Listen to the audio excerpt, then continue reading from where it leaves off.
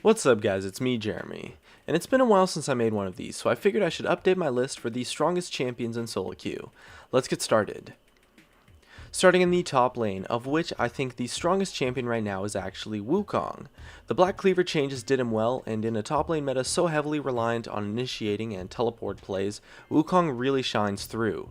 His ultimate in combination with his stealth lets you set up some really solid teamfights, and gives him both great roams and great teleport plays. His laning phase is also fairly strong as he can help a gank effectively and has good trading and disengage. And he also scales incredibly well with a lot of hybrid items like Black Cleaver, allowing him to become a premier bruiser with just a perfect amount of damage and a lot of tankiness to dominate in teamfights and in skirmishes. And depending on what your team needs, you could opt for more damage or more tankiness for a very dynamic build path. Wukong can be vulnerable in some certain lane matchups though, as well as versus teams who can disengage well, but with clever use of his stealth and gap closers, you can usually still set up some good trades and some good fights. Next up, we have the strongest jungler, who I believe to be Vi. Vi succeeds a lot due to the fact that she has a fairly dynamic playstyle. You can go full tank and be a frontline initiator, or perhaps build a tiny bit of damage and play as a bruiser, or maybe just protect your carries. Either way, she snowballs really well due to her playmaking potential. Her ganks are great and her teamfights are solid as well, not to mention her amazing pick potential. She also does a great job of helping her team kill tanks by kiting and shredding the armor of her opponents, and so she can perform the role that you would want any jungler to perform in a game really effectively. Not to mention her mechanics are quite easy and Vi is a fairly easy champion to pick up and do well with. However, she does suffer a little bit by lacking area of effect crowd control, and so some other junglers might have stronger teamfight initiations than her, but her point and click ultimate gives her a great fight onto an out of position target. After that, we have the strongest mid laner, Ahri. I really like Ahri because she's essentially the pinnacle of a versatile mage. She can play a poke role with her reasonably high range spells, or can play more of a bursty assassin role by landing a charm and going all in on a target. Or she can kite out and play a style similar to an AD carry by using her charm to kite and disengage, and her ultimate for positioning.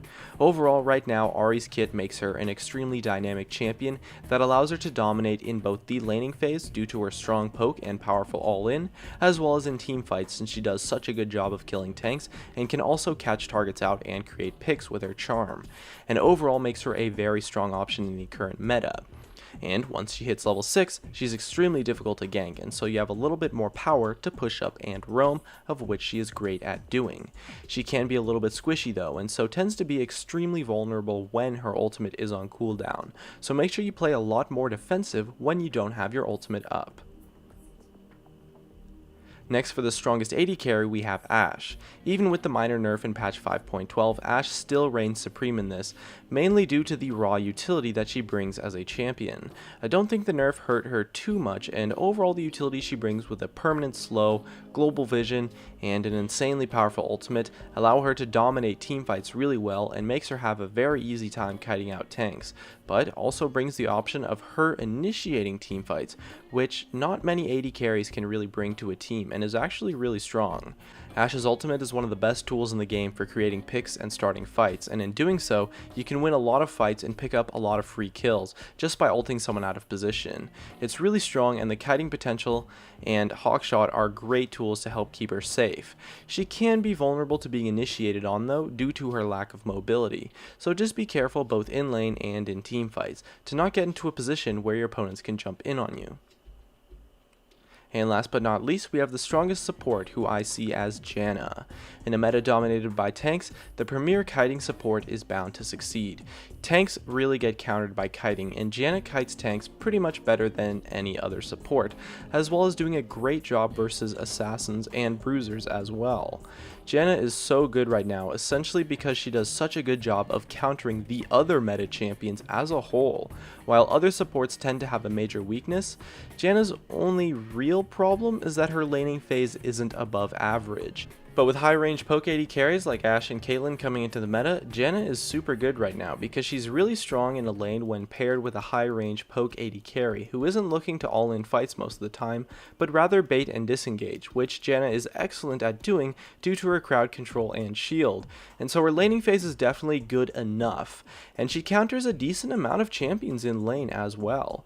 However, Janna's pick potential compared to other supports is not as great, so you often have to get a little bit creative with things like insect plays to help catch people out. But other than those things, she's a great option for the support role and is fairly easy to play too. And that just about wraps it up. If you enjoyed the video, make sure to subscribe and hit that like button to support me, as well as you can check out some of my other videos on the screen too. Thanks for watching, and I'll see you guys next time.